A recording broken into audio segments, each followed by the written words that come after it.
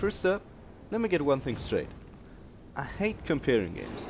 I hate comparing two pieces of art and pointing out their similarities, but in the case of Lords of the Fallen, it's simply impossible to talk about it without also talking about Dark Souls. This might not come as a surprise to many, given that the game was pretty much from the get-go advertised as a mixture of Borderlands and Dark Souls, but the way it cleverly changes up the formula by giving it some really interesting spins, and thereby sometimes even improving upon it, might surely do. Lords of the Fallen's story revolves around Harkin, a grim anti-hero whose rune-covered face serves as a reminder of his sins, and who is only released from prison because he is thought to be the only person to be able to defeat the hostile Rogar, who plan to invade the realm of men.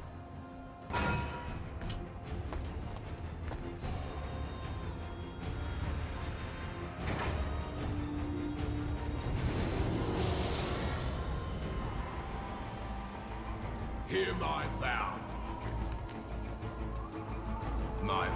of defiance. Every once in a while, Harkin will come across stronger, and most of the time also bigger versions of said Rogar, so-called lords. Fighting a lord can sometimes be really challenging, but the feeling of accomplishment after triumphing over one of those huge, demon-like creatures more than makes up for it. On their way to those boss fights, players will have to take on many smaller enemies in a rather slow-paced manner, and in order to succeed, they need to learn the attack patterns of even the weakest enemy in the game. If players fail to do so, and as a result die, they lose all their experience and will have to return to the location of their death in order to retrieve it. Sound familiar? That's because, as I mentioned before, Lords of the Fallen does indeed draw a lot of inspiration from the Dark Souls games.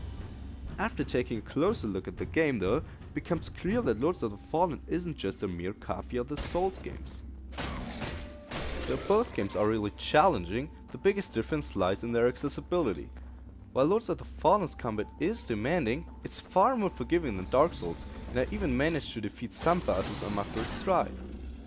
Furthermore, while the checkpoints closest to boss fights in Dark Souls were most of the time still really far away from the actual boss arena, forcing you to fight through huge amounts of annoying enemies, thereby consuming your precious time, checkpoints in Lords of the Fallen are much closer to the actual boss fight, making it possible to often even avoid smaller enemies on your way to the arena altogether. At the press of a button, you can also switch between weapon sets on the fly really quickly, making fighting various enemies with different behavior at the same time a lot easier. Additionally, unlike in Dark Souls, when reactivating a checkpoint in order to regenerate health and regain potions, enemies don't respawn. While this can encourage hit and run tactics, the game does limit this approach by decreasing the amount of potions given to you if a checkpoint is used too often.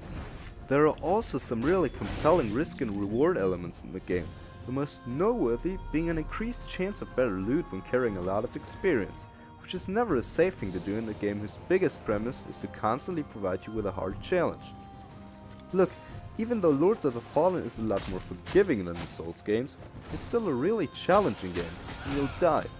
A lot. Another thing that sets Lords of the Fallen apart is its really dark and gritty tone. Rotting corpses, hellish Rogar, and other scary imagery can be found around almost every corner of the sometimes vast areas in the game, which you can freely explore. This is where the Borderlands inspiration becomes visible. Since gear drops are randomized, the game encourages players to explore the world in order to find hidden loot chests, keys, or even audio logs that give some additional insight into the game's world.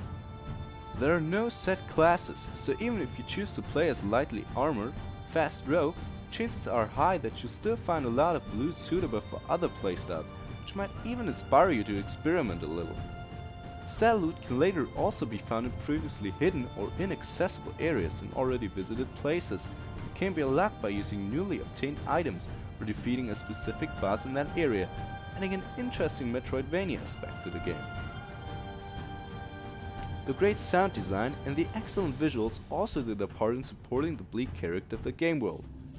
From the brutal sounding and looking executions, the painful haunting screams of the Rogar, to the hostile environment of the Rogar realm, it's all there, and it all underlines the fact that this is not a world you'd want to live in. Story-wise, Lords of the Fallen has a lot of really dark aspects to it as well, especially towards the end, and is mostly entertaining. However, it isn't anything special either, and fails to ever truly make players relate to the world they're supposed to save.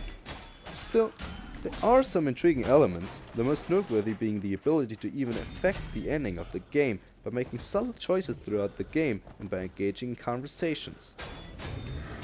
Though Lords of the Fallen's dark tone and atmosphere are likely to suck you in, the immersion is held back by a lack of polish in certain areas. Despite a 5GB day 1 patch, I still found myself running into a lot of bugs. There were floating items I was unable to collect, random cutscenes that seemed to appear for no reason at all, and even occasional complete crashes of the game. Early on in the game, Lords of the Fallen went as far as to teleport me in a completely new area all of a sudden, leaving me exposed to enemies that were able to one-hit me. Also, as good as the game looks, there is a lot of screen tearing, as well as occasional frame rate drops. This lack of polish doesn't only extend to the technical side of things though. For instance, there are also just a lot of unlikable characters you encounter along your way. For example, a strangely angry girl who is set up as some kind of badass chick, but who in the end only annoys you with her constant talk about the importance of a family's legacy and her ungrateful attitude. How long have you been trying to translate this book? None of your business. Seriously, why is she that mean? The dumb AI also doesn't really help the immersion either, and seems to really like running against walls and doing all sorts of stupid stuff. Though all of these issues don't break the game, the sloppiness and lack of polish they illustrate are the biggest problems of the game and take away a lot of fun. After all, Lords of the Fallen is a lot of fun to play.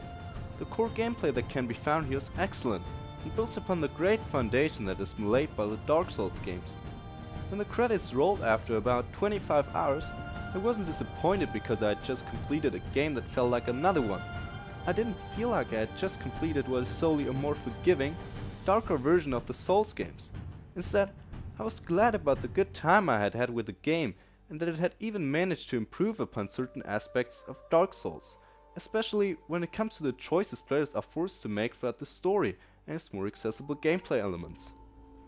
While its many technical problems, alongside its mediocre story and some annoying or simply generic characters, keep it from ever truly fulfilling its entire potential, they still don't prevent Lords of the Fallen from being a fun game that might borrow a lot from another formula, but doesn't shy away from adding its own compelling spins and tweaks to the final product.